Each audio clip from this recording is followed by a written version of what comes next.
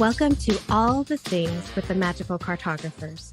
We're your hostesses, Mel, Changemaker and Goddess. Jocelyn, Story Warrior. Ish, Soulscape Strategist. and KJ, Expressive and Compassion Creatrix.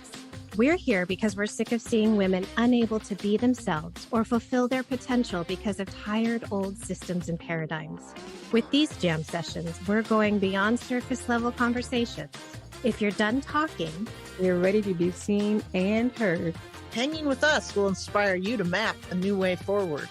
In your relationships, career, health, and how you show up for yourself in the world. are you ready to join us?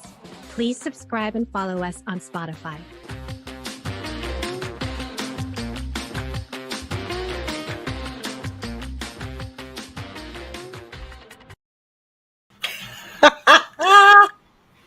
Here we are. It's unmuted. All right. Hello, everybody. So, Mel, I'm just giving you a shout out. So, we have no clue what we're doing without our leader, Mel. But Mel is not going to be with us today. So, I know everybody's going to be crying a bit because we are.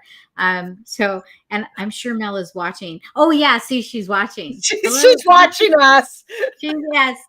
She's already messaged us. So, I don't know, because we're just gonna get started, and KJ will be here shortly. But we do want to say, Mel, we love you, we miss you, we wish you were here today, but at least you are watching us, and we'll see if we do you proud. Anything is possible right now. Anything is like, seriously, you can see everything. Great. Can you see out my nose? I hope I don't have boogers hanging out of my nose. So we dropped a new episode, right, about a week ago. And we're really delving into this concept of the patriarchy that's kind of been permeating our whole entire lives. Okay, Mel says, as RuPaul says, I'm going to try not to fuck up, Mel. Okay. Jocelyn and I decided that, it is what it is. And I'm trying to figure out here. While the cat's away, the mice will play. I hope I don't lose KJ. I don't know. So now I've got like little Voxers going on here. She's waiting to be let in. Oh, hold on a second. Let me see. I don't know how to do that. You let me in. I know, but that was easy because that was before this all started. I don't know how Mel's never gonna. We're like the 10-year-olds that you're like, now behave and be do everything right, and then the parents go away and we're like home aloneing it. Okay, so KJ, I don't know how to let you in. Let me, okay, I feel really stupid now. Adder. I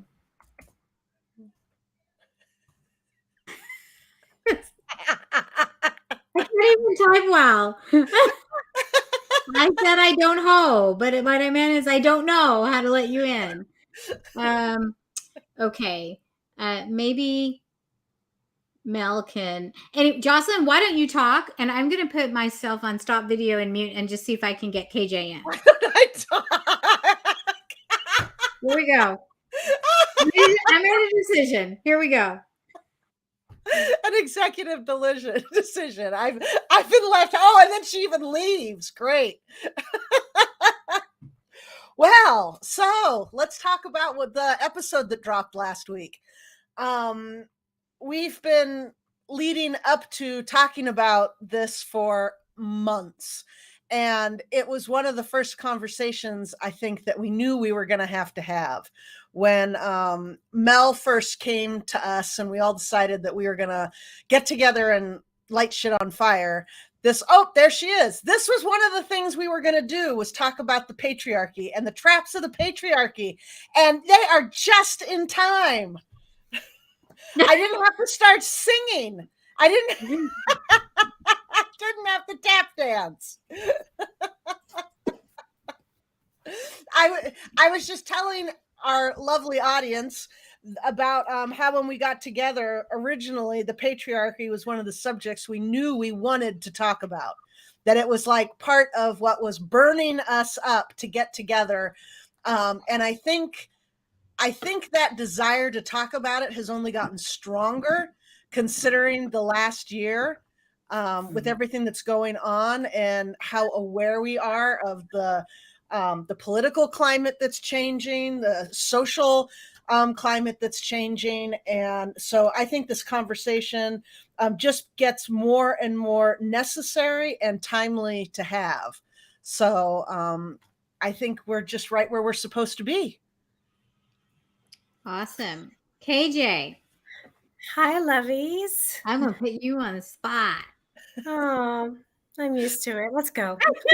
Oh, So what are your thoughts? Like, so, we recorded and then we dropped our episode last week and we really started delving into the concept of patriarchy, like as Jocelyn was talking about. We, Mel read some beautiful quotes out of the introduction from Gerda Lerner. And then we started delving into sort of some barriers barriers for women, but sort of some underpinnings of the patriarchy. And just to remind everybody, very short definition: it's a system where women are excluded from power, basically, and traditionally because it's been by men through systemization and the ingrainedness that's happened. And so, what have you been thinking about? Like what comes to mind? What's been percolating for you? And then, we'll go to Jocelyn and for me over these last, couple of weeks since we've recorded the episode and had it drop. First of all, kudos. You got me in here with you. I know. I know, Mel says, and you're a doctor. I'm like, I didn't say it was a tech. I mean, I'm not an engineer. And I also realize I'm not even anywhere near my microphone. So can you hear me okay? I hear you perfectly. I hear you just fine. Okay, cool. So let me change the camera here a little bit. So what has been percolating? Oh my God, all the things, appropriately so, as we are called that. I just remember being really struck by how very impactful just our exchange was when we recorded this episode. And I think even Mel made a comment, I don't know if it was while we were recording or afterwards, where she was just like, this felt very, very focused and really, really charged in a good way. And so I kept thinking about that. I have my map book that, where did I now? Of course, like now that I'm calling upon it, I can't find it. Might be under my computer. Yeah, it is. That map book, the Women's Atlas that I quoted when we were recording, in which we had that startling statistic of something like 550 million women who actually aren't literate. They can't read. That number's been like stuck in my head since we recorded that. Yeah, same. And I just think about how even though women may have historically tried to appeal and try to fight some of the rules and oppression and parameters that were placed on them by the patriarchy, they were at this. I mean, there's incredible. There was still this resilience in ways that stories were still passed on. And so I found myself thinking many, many times about some points that we touched on last, which was thank Goddess, we can share and continue the oration, the exchange of stories. But even that, there's constructs in place and barriers in place today. Like Jocelyn, I think you even mentioned, and I ran into this week as well. Publishing houses, publishing companies, all of the ways that there are blocks still from even just exchanging stories. Then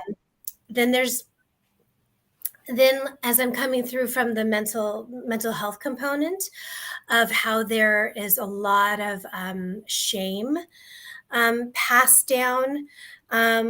So if people don't even go, say, seeking therapy or support to begin telling their stories because there's a stigma attached to anyone who says, you know, I've experienced something different and I'd like to tell and share that experience with you, how there's immediately some resistance set in place. And so whether it's from shaming, whether it's from like physical and metaphorical blocks, our bosses, our own parents.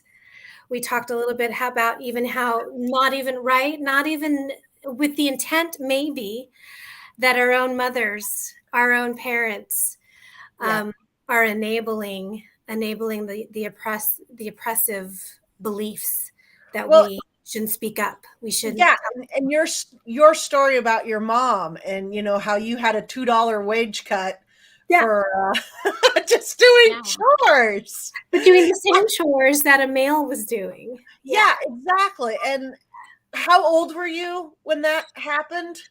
Like 7, 8. Yeah, and it's hard to articulate what's really going on other than like, that's not fair. Wait a minute. Yeah. I mean, because I think about how we have grown up with these stories, and we don't necessarily understand the why or the where they're coming from or what they're creating for us. And yeah, I was just thinking, like Mel's saying, and don't you find that the more we talk about these things, the angrier and more empowered we feel? And it's like, yeah, I'm spending like 22 hours a day pissed. Mm-hmm. And it's how do you get through a day without just, I mean, we go back to the original core mission of the four of us, light shit on fire. You just want to go out and light things on fire. And I think what we're doing here and what I really hope we're seeing is the world has changed and there are new ways for us to get stories out. We can have these conversations. We can self-publish. We can get online and find other people. So it's like, it's like the same coin and two sides of it. I'm really, really angry and I'm really, really hopeful because I'm seeing the stories that are out there. I'm seeing that I'm not alone. Yeah, we're creating that, you know, I talked about that functional literacy, like we're creating that functional literacy. I do want to just sort of mention because Mel isn't here, like we completely deviated from how we normally start, which is settling in some way. We really do need our fourth. Yeah. We're in the mosh pit. We just like dove right in from the like, let's get right in there. I just wanted to thank you, Mel, for reminding us. So we will exit. We'll exit with some centering. We've dived into this conversation. But yeah, that functional literacy, and yes, I agree with that, Mel, that, you know, we are getting angrier, but we're getting angrier because we know that it should be different, and that there are a lot of women in the workforce who are struggling because they're not getting paid fair wages like their male counterparts. It's still happening, right? And there needs to be more transparency. And there's this tax that we have by being women and being childbearing, you know, and that's just, you know, it's important to have those conversations so that people are aware.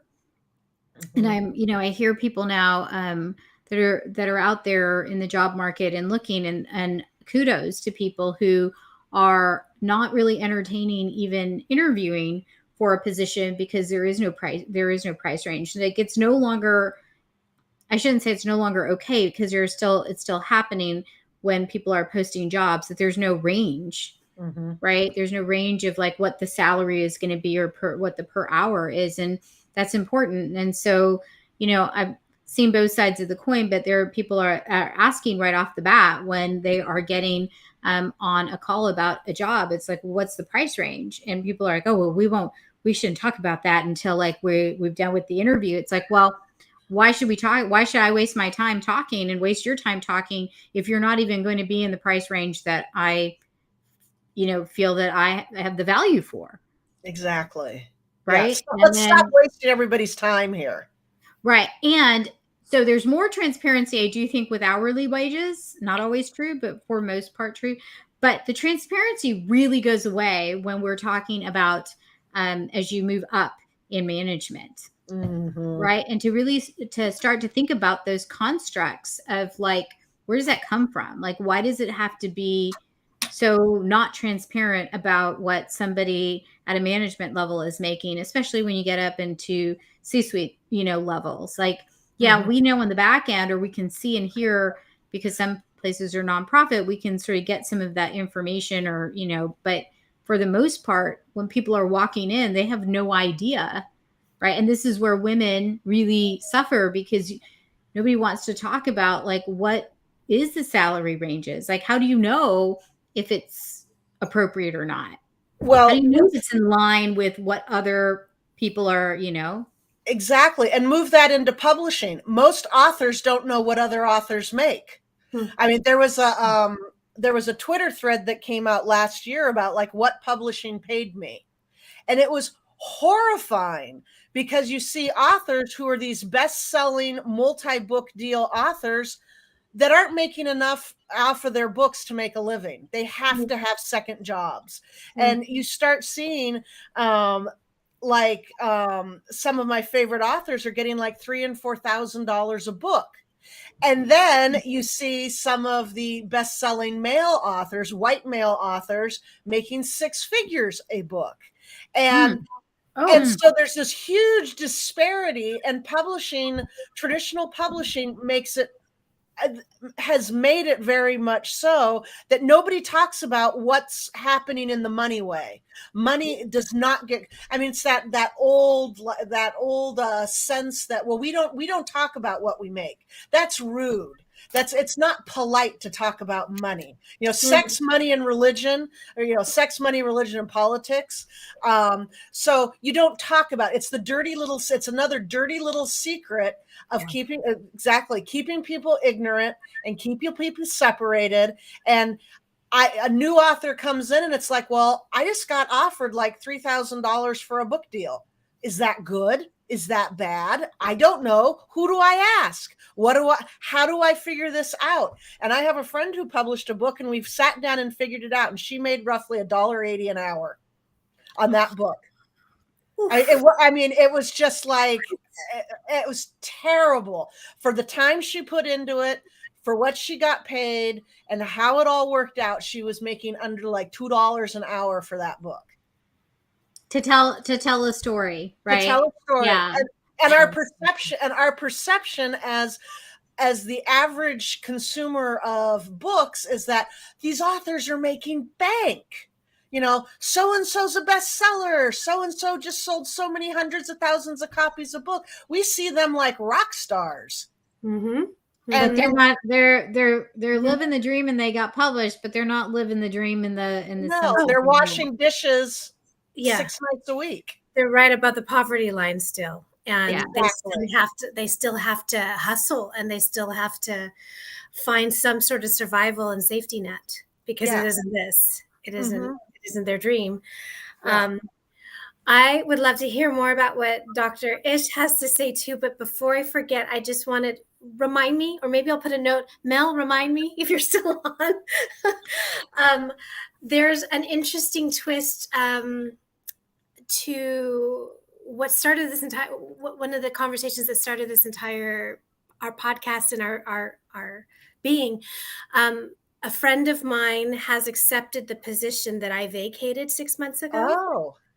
But there's some interesting undercurrents that caused her to almost consider not taking it, because she knew what I had experienced. And it does have to do with the money, and it has to do with whether or not she would have gotten the proper vacation, whether she would have actually gotten the time off that she needs. She's a mother of young kids. And she felt that she may not have been given, she might not be able to take the time off that they that they say comes with this job as a manager and is in the higher echelon. And she was just like, excuse me, because she saw how I was treated. And I don't have kids, but I struggle to get family time and rest time in this position. So anyway, just we can circle back to it, but you're all no, I really let's delve into that, because like that's the thing. It's like, so you made this statement, okay, and I'm coming back to what you said in kind of a circuitous way. So I was listening what to a good word. I know, very big word. I was listening to a podcast, Coaching for Leaders, on the way into work this morning. There's like 583 episodes, and I'm the one who's like, oh, let me find the one that I want today. So anyways, I'm scrolling and I come across, and I don't remember names of things really well, or the names of people, but this is the podcast. And there was a woman that was talking about, basically like biases, that we have. And she's written a book, and I'm going to have to like find it and like put it in like our, page and things like that, because I thought she was like just a brilliant person. But she was talking about how she was raised actually by her father. Her father was her primary male figure who raised her. She had a good relationship with her mom, but that's who that was. And she's, her father was like, go out there, you go get him, like, and so she had thought in her head that, because I've been raised basically by a man, like I'm not going to have these things about like, how women should be and things like that. And I forget exactly the example that she used, but basically she was in a situation and she's like, wait a minute, like I'm thinking like the pull and the paradigms that we have as women are so strong. There's so much messaging out there that even though she was raised seeing a different side of it and like really influenced by a different side, she still had these paradigms of like women and stuff. And so coming back, KJ, to what you said was that, I don't have kids, but at the end of the day, like that's the thing. Why does that matter? Right. Like, why does that matter in terms of the time you get off, whether you have kids or you don't have kids? That's right. It's that you get a certain amount of time, and it should be that time off should be for your renewal or for whatever it is that you want to do, regardless of what the situation is. Yes. So somebody who doesn't have kids doesn't need more or less time off than somebody who does, and vice versa. Right. So that's also too a very sort of way to think about what comes into that statement, right? Is that like that's the messaging that we have, like, like you, maybe I don't need as much time off because I don't have kids, but if I have kids, I need more time off to take care of my family. But what about the self-renewal part? That's right. Because we don't get maternity leave when we don't have children. Right. Yeah. Right. So well said. I'm so go please, Jocelyn. I was going to ask.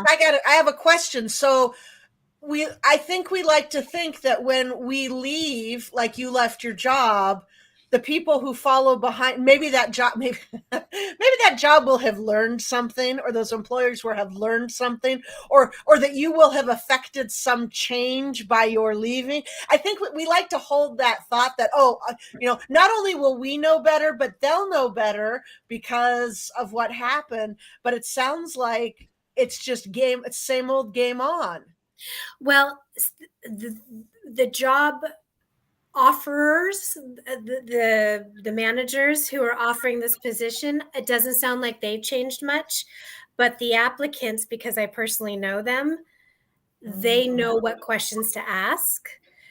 And that's why my friend, we were actually just texting today about it. She says, I accepted the job offer. And she's like, and it's because I needed in writing that they will honor my vacation.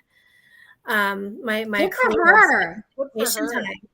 And she did that because I guided her to it. Because back to what you just said, Ish, I didn't get any time off at the end of the year last year for Christmas or the New Year. Even though it was my right, even though it was a part of the position package. And that's honestly what pushed me over the edge of where I was just like, no, so I'm sorry, it wasn't last year, but it was the Christmas before I left the job, so before last summer, and that's what pushed me over the edge because it was almost I was almost told that because I don't have kids, I didn't have that as an example to say why I needed the time off. I want to spend Christmas with my kids because that wasn't my offering or why I needed the time off, just that I needed the time off because it was the end of the year. They completely. And it doesn't even have to be the end of the year, right? You just want time off. I needed some time and that's off. the other thing. Why do we have to have a reason to have time off? Exactly. That's contractually in there. Exactly. So you're helping me realize that that's what I was feeling, is like I felt like I didn't have a justification to ask for what is my birthright, to rest, to be with my family, however that looks, but just to not be at work all the time. And they steamrolled it. They still messaged me, called me, and emailed me while I was off. So I never really got the time. Yeah. No. When do we rest? We've asked that a number of times. When we're sick. We rest when we're sick. Do we? Do we? Supposed to? I mean, you have to be like, I have this conversation with a friend of mine, and it's like, when do we get to rest? And usually it's like, you've got to find a time to rest before it's a heart attack. How do you because we push ourselves and keep going, and we are pushed to keep going, that it's we don't stop until we break.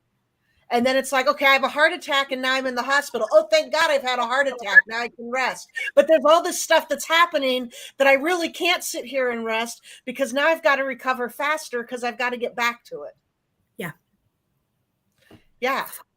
I want to, and Mel says, and that's the patriarchy. Yes. I want to go back, keep thinking about the statements that Mel read from Gerda Lerner's book. And the stories, right? And the concept of stories and the lens of the story. And I think what angers me most right now, despite, and there's lots of things that anger me about like what goes on, but what angers me most is that I don't know what our stories really are, because all of the stories have really been through the lens of something else, of someone else, of men, for, even though not all societies have been men driven, right? But that's the story. So I don't, Jocelyn, maybe you want to touch on this a little bit. How do we start redefining that? And again, I don't remember the name, but I was watching something on Netflix, and it was the stories of women in England during World War II and how impactful they were, and what was, and not just in, I think a lot of the stories that I see about powerful women in World War II are nursing, the women that helped, take care of the wounded, which is incredibly, those stories are really important. But this was a group of women who were not in nursing. Like they went in and they were part of like the, getting the messages and delivering messages. And I don't know if you guys know this, but there's an Indian woman in there, and how impactful. It's all based on true stories. And I was really floored by the end of it, because I'm like, it's those things like I didn't know, because everything that we've read has not been focused on that. And Jocelyn, I don't know, like if you could talk to us a little bit about how or what kind of work is being done, and how do we go about this, and like really pulling those kind of stories out and not redefining, but I don't know, balancing what has been out there, like really pulling in the truth and rounding that out. Well, I think, Mel just said our lack of history means we don't get to point back in time and show or prove what we're fully capable of or what we've already accomplished. Yeah, absolutely. And we don't get to look back at those stories and say, hey, she did it, I can do it. And I think a lot of it is women compose a 75 to like 85% of consumers of entertainment. That's not 80% of the movies and television and books that are coming out are not geared towards women's stories. We're only recently getting Wonder Woman. We're only recently starting to get stories, strong stories about women that aren't the stereotypical stories. And we're only now learning about the code breakers. We're only now learning about the women who worked on, the NASA projects. We're only now learning about how involved, Ada Lovelace, the computer science, we're just getting those stories now. And I think we've settled. Women have been taught to settle. And I think it goes back to what you were saying, that we don't even know we're doing it. We don't even know that if we don't have children, we still need time to rest. We don't even know what's happening. It is so insidious that death by 1,000 cuts. It's normal. How do you know it's not what it could be or should be when it's the only reality that you know? And so I think as we start seeing that there's other things and start recognizing those other things, it's important to keep supporting the women filmmakers who are out there making films, the women authors, the women, the artists, the scientists, the programs, that we keep putting, as women, as we get more powerful and have money, we start supporting these places with words and money. And that's why we can't shut up. We have to keep, even if we're screaming into the void, or if only one person is hearing us, the internet is forever. These podcasts will be there. They're going to be in the Google archives forever and ever. We have to keep talking. Even and not wait till it's perfect, not wait till it's, the best. Just keep getting on these conversations and chatting about these things, because I don't know how else we do it other than just keep the snowball rolling. Just keep these things, start creating the critical mass that's necessary to move things. And I think the world that we're living in right now, you don't put toothpaste back in the tube. And I'm thinking about what we've seen with, what's happening with the Supreme Court here in the United States. Women are in a much different position than they were 50 years ago. We're in a much different position than we were 100 years ago. They're not going to they can try and put toothpaste back in the tube. We're not going to do it. We're going to have to fight for it, and we can't shut up about it, and we have to keep being out there. But it's up to us to keep supporting, and we've talked about this. How do we keep supporting each other? If your job doesn't give you rest, how do we give you rest? Mel's here watching over us. Our mama hen is keeping track of us, but she has time that she needs off. So, we little gooselings are going to the front of the V so we can fly down. We may not flap as elegantly, and our path may be a little bit awkward, but that's what we're here for each other for, is to give each other the rest and the time and the power so that we keep going. And to come out of referencing what's been going on and just putting it out there, some of this, people are reeling from Roe v. Wade. Right. Mm-hmm. And it's really angering to me, because there are there's so many issues, and people want to make it one issue versus one versus another. It's not really that. There are some real consequences to things. And some of it is health. When we start allowing people to legislate what we can do with our, it's there are things that are happening, and it's, we can't be in the middle. And the problem is that when we allow a far-winged part of society to dictate, which is not really representative of really what the country is, it's it puts everybody at risk. But we're at a really big impasse when we have when we have to have the federal government say that we can save a woman whose life is in danger, even if she's pregnant, and we have people who are trying to say that that's not okay. That's not how we're not. I don't understand. It's like it's angering, because where do we start? I mean, women have had that where people have told us what we can do with our health and what we can't do and what's put out there. Like men have Viagra because, they need to feel okay in their sexual part. And we don't have those kinds of things for women where they can really enjoy their sexual life as they get older. But we have that for men. I mean, it's just like, that is how ingrained things are, is that it's okay for women, like, oh yeah, you're getting older and it's just part of life or whatnot. But we don't, that's how ingrained that power is, that we don't recognize and realize. We are so powerful, and we are so powerful, but we have to get out of the middle. We have to get out of the middle, and we have to start using that power.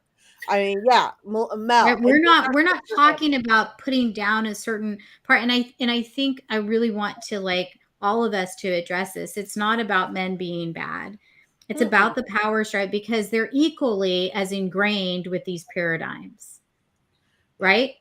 They haven't been challenged, and we need to challenge everybody, because there are a lot of men who also don't believe in that either, and they have to get out of the middle as well. Yeah. It's recognizing it,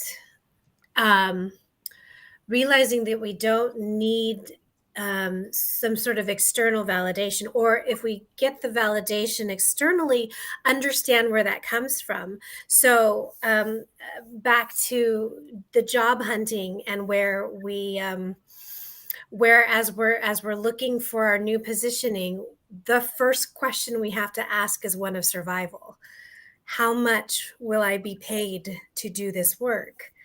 And if it's not worth my time and energy, then this is something that really needs to be considered. So back to that point of seeking, we are extremely powerful, intrinsically powerful, but a lot of times we're looking for outside of ourselves to kind of confirm that. So, right. So why is that, KJ? Oh, babe. I think a lot of it is because of how we didn't know otherwise. How many times have we heard, I won't assume that we've all heard this, but it's rather common while growing up.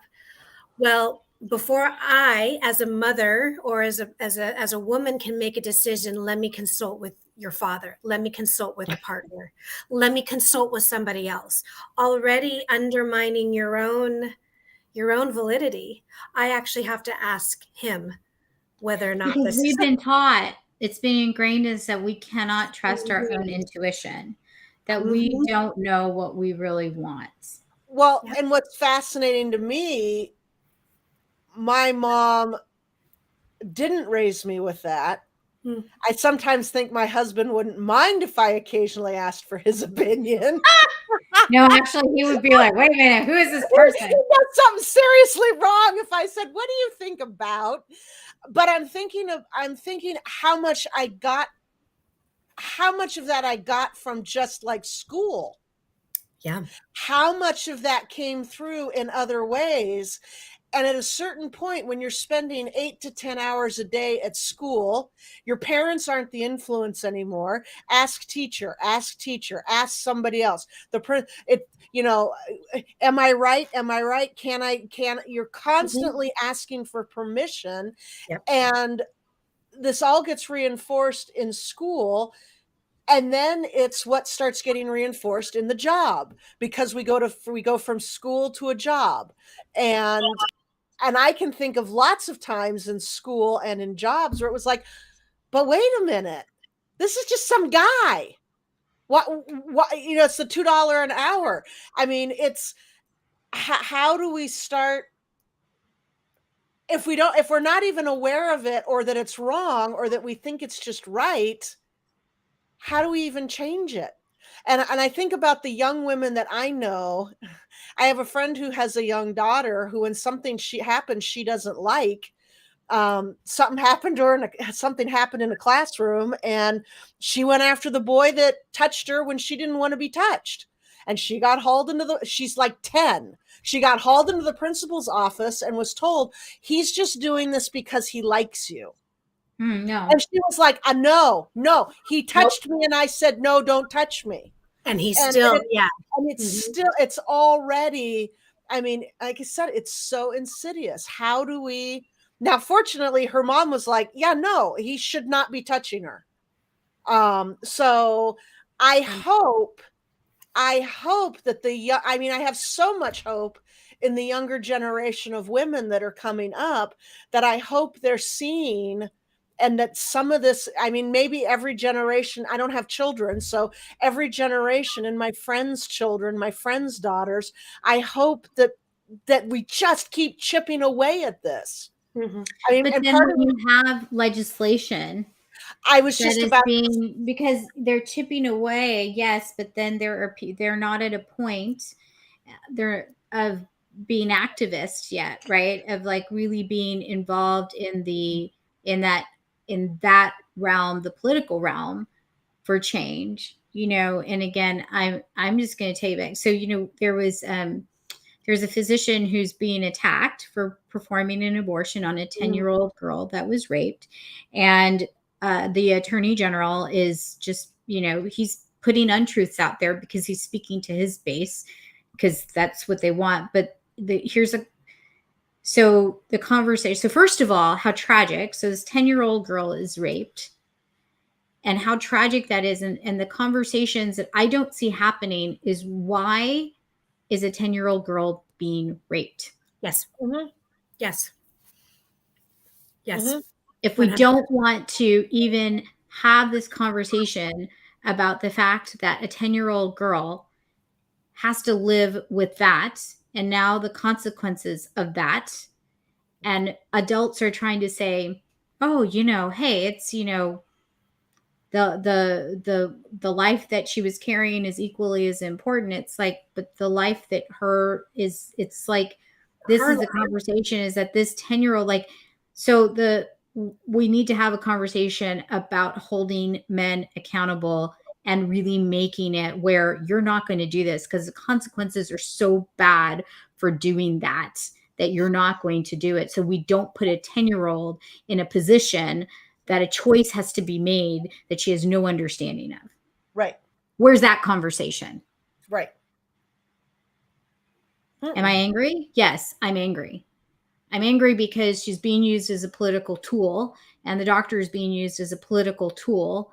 And the conversation that should be happening is that this man who raped her should be arrested, which now he has been. But that's where that's what we need to. So that's the conversations that are not happening. Women should feel safe. Mm-hmm. They should feel safe when they make the choice to have sex, to procreate, to not procreate. They should have that. So they're not put in these positions where they're able to say, you're wearing a condom, I'm not doing this, I am doing this, I have the choice to do that, because there are medical consequences for that. And then there's psychological consequences regardless. Yeah. Women are not walking around, and this is not an easy choice or an easy decision for them. But when they make these choices, they're not just, again, they know their intuition. They know what's right for them. Mm-hmm. And don't, yeah, I went there. I did. You should. Yeah, that's part of this. Exactly. This is where, as Mel says, we want to help others to change. We're not just raging. This is not just rage. This is hopefully finding new ways to create and old ways, just to start having if for nothing else, at a very basic level, it's okay to have the conversation.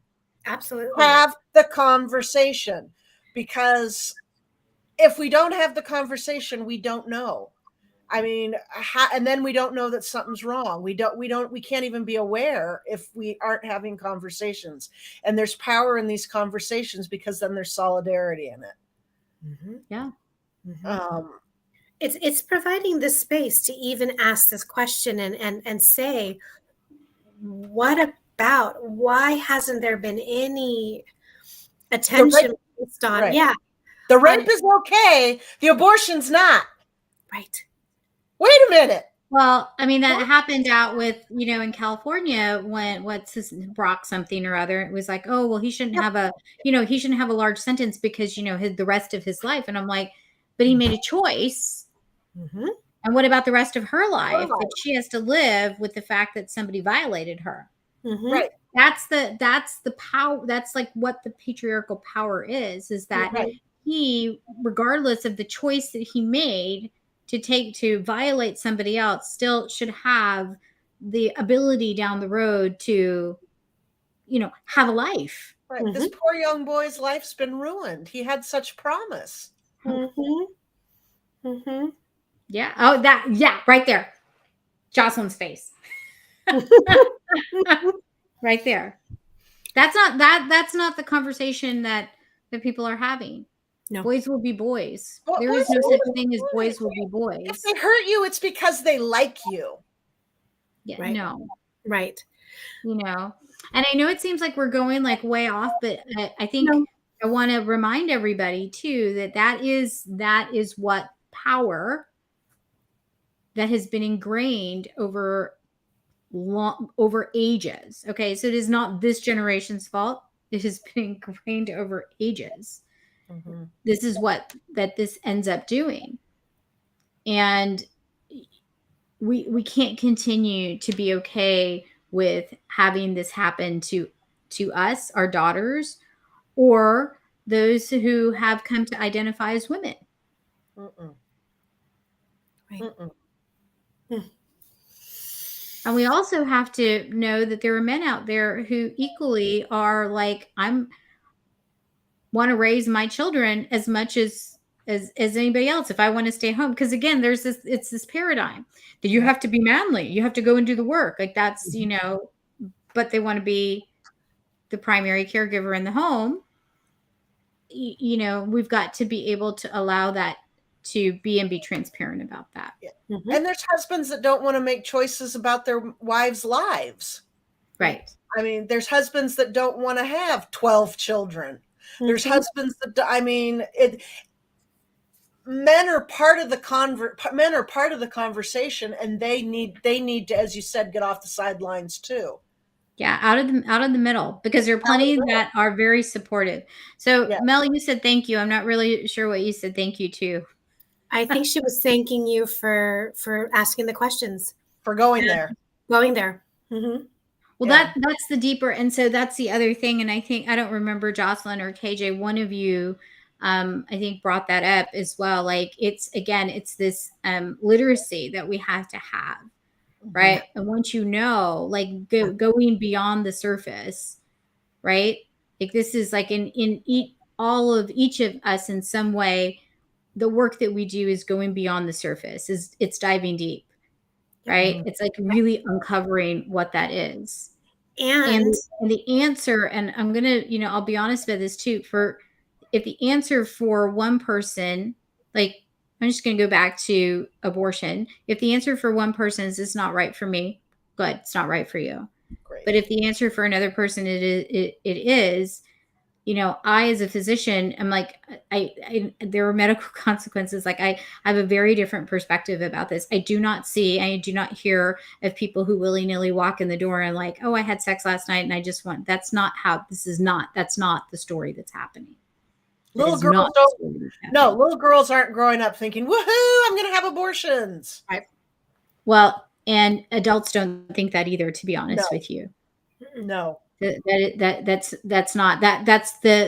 the paradigm that people want to say is that, people are loose and, not doing, not thinking about consequences. And that's not what that is. And if you really hear women's stories, there's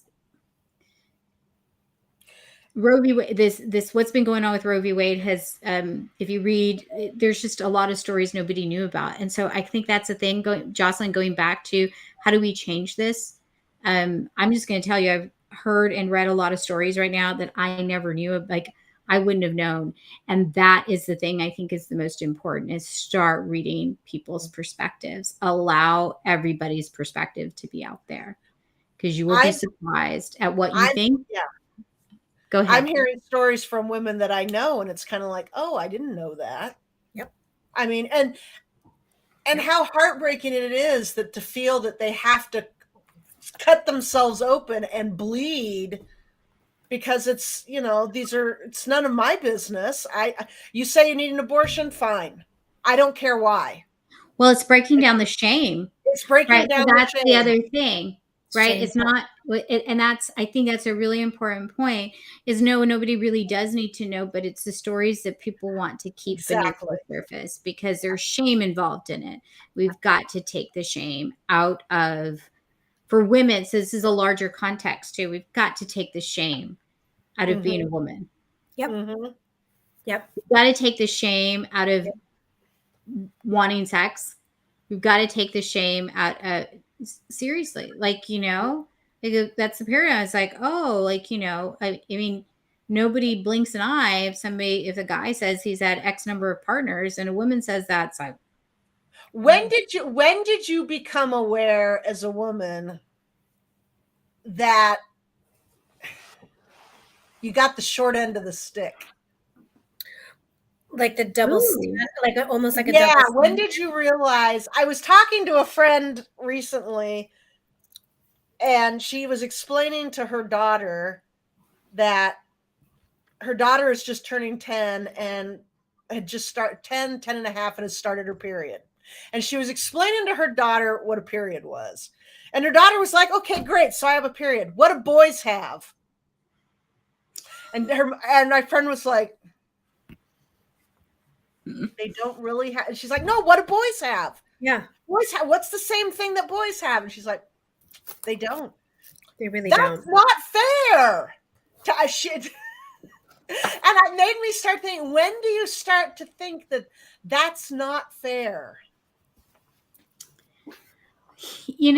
A really interesting question, Jocelyn. And, as you say it, the first thought that comes into my head is, I don't ever really think that I got the short end of the stick. Right. I really don't. Now, I'm not saying it's all hunky-dory, right? Obviously it's not, because I'm angry about stuff. But on the other end, I'm also too like, well, I don't have to have somebody looking at me thinking that all I want, that I'm just trying to get in their pants, and like, or that I have this like, oh, I got to take care, like I got to bring home the bacon, because like, I don't know. It's like, I really love being a woman. I really do. Like, I don't know what I would do if I have an appendage hanging off of me. I already have two. I don't know. Like, I don't know. Like, so I've never felt I needed to be. I've never felt like, oh, I wish I was a guy. I've always been, but having said that, doesn't mean that, like, I don't know. Oh no. Look at you over there. Aren't you supposed to be resting, Mel? I think we may opt to do this moving forward. Be like in the audience. This is like Mystery Science Theater. She's like, but I think that goes back to, and people, I think about, pops into my mind about people who are transgender, like who are born in one body and feel like they were born. I've never felt like I was born into the, like, I've not regretted, or I've not felt like I've got. Now, do I wish things were different? Yeah, absolutely. But then I think, Mel made the comment about we have power. Like, I feel like the energy and the power that we have, and like the transformation that if you think about a lot of the stories, transformation is really driven by a lot of women, even if it's in the background, even if it hasn't been out there. I can't be quiet even at quiet time. As long as you're not moving around. Got it. So. KJ, what about you? And maybe short end of the stick is harsh, but when you realize things are different. Yeah, well, just in explaining to you ladies that I was already exposed to the gender wage gap at a young age, right? Yeah, but honestly, your mom didn't really realize either. Like, that's the thing. She didn't recognize what she was doing, right? Again, that's the underpinnings of power and That the is paradigm. well, because in my household, I was raised by a single mother, a female who just basically had to take on both roles. Mm-hmm. And so she thought that this was in some strange backwards way, but again, we didn't realize it was backwards, that she was preparing us for what it actually looked like in the world. So you need to hustle and you need to work really, really hard. And oh, by the way, because you're female, you're going to have to work harder for the same amount of, for doing the same amount of work, this, for any sort of recognition or value and the dollar. And so I feel like like you, Ish, I don't recall a time where I was just like, oh man, this sucks to be, because I'm a lady, because I'm a girl. This has to be. But what actually came to my mind when you first asked the question, Jocelyn, was I realized that I had to have my guard up about my physical body. And showing any sort of, I couldn't expose any part. Mm-hmm. So like even things like, so like I have cleavage. I am a larger chested girl, but I wasn't always.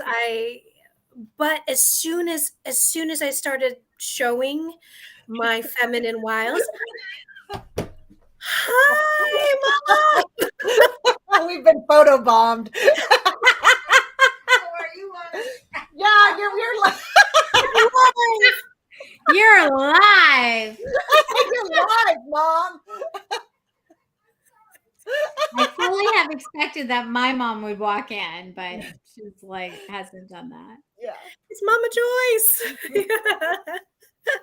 As I'm talking about my boobs. exactly. So we can all relate. Yes. So it was just around the ways that I understood that I could not be. I had to cover, and I couldn't show any part of my clavicle. I mean, wearing something like this, I would actually be shamed, or with no words, my mom or other people would like literally do the gesture of, pull up your shirt. And so you're in California, up in the Pacific Northwest. We're not in shorts and Daisy Dukes and cute crop tops because it's cold and wet. Right. So yeah, so you really you had to be really careful. Yeah. So when there started to be comments or longer lingering gazes and stares at me. And so what, 10, 11? Yeah. That's when I noticed that I was just like, oh, wait, I don't see people looking at my friends like this or my brother like this, but. And it's not a nice look. Mm-mm. It's not an admire, and it's not like, oh, she's pretty, or oh, it's like, there's something. Yeah. So not ladylike, right? Yes. And so that's, I guess that's what I'll loop it back to, is remembering and noticing. Oh, okay. Awkward. Yeah, 10 or 11. I think I mean, I looked like 16, really young. Everybody thought I was like a teenager long before I was a teenager. And that was very awkward. Well, ladies, we are almost at an hour. So any last thoughts? And then KJ, would you mind settling us out? Pull us out of the mosh pit? Yeah. I still look like Mel Morris. I still look like a teen. You sure do. You do. Yes, you do. That's right, Mel Morris. Okay. Any last thoughts, ladies? Keep talking. I think that's really my big thought is we just have got to keep talking.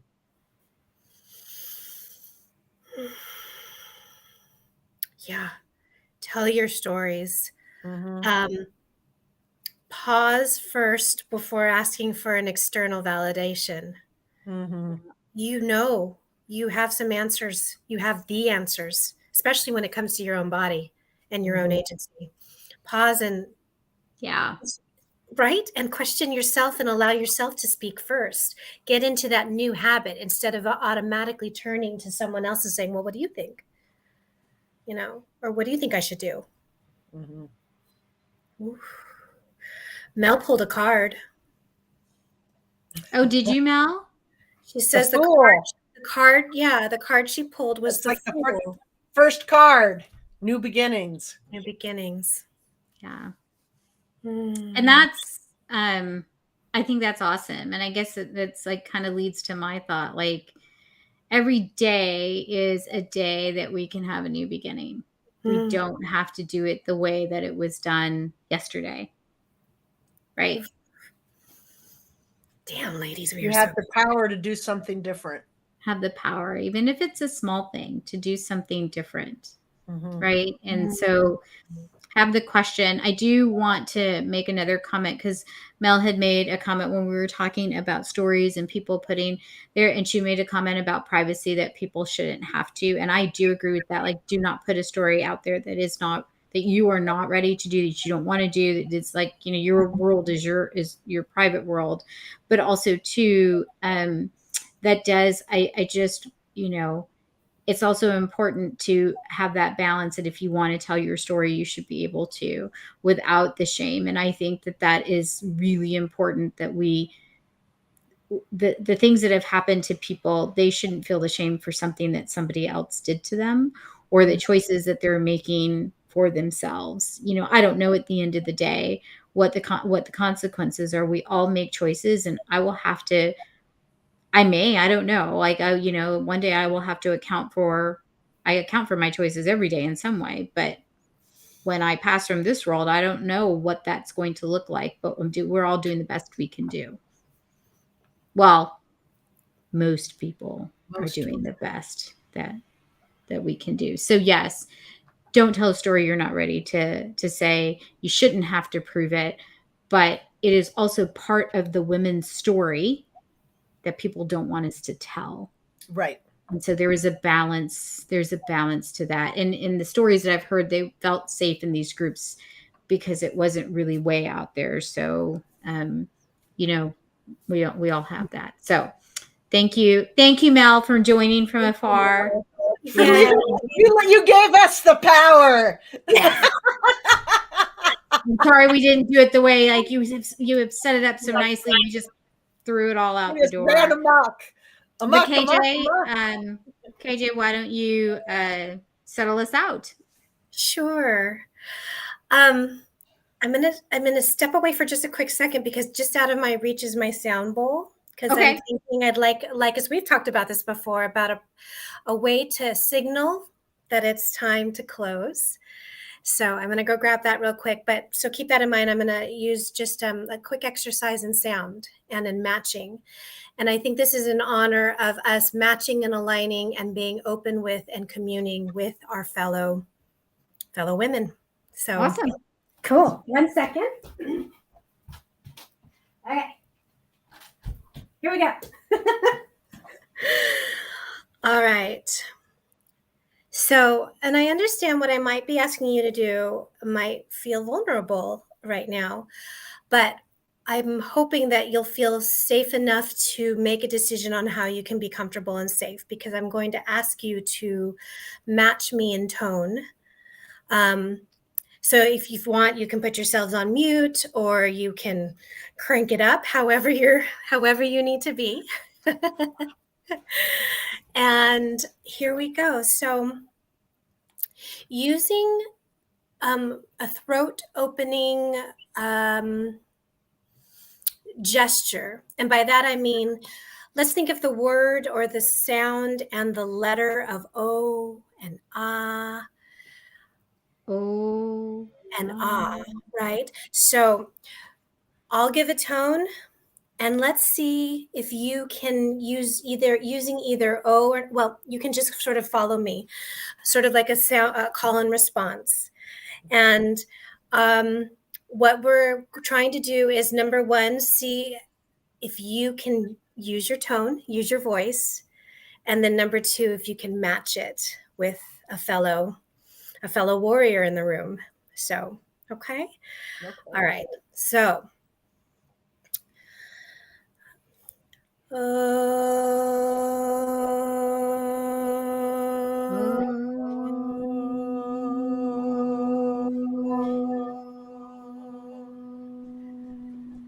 beautiful. Let's now do it.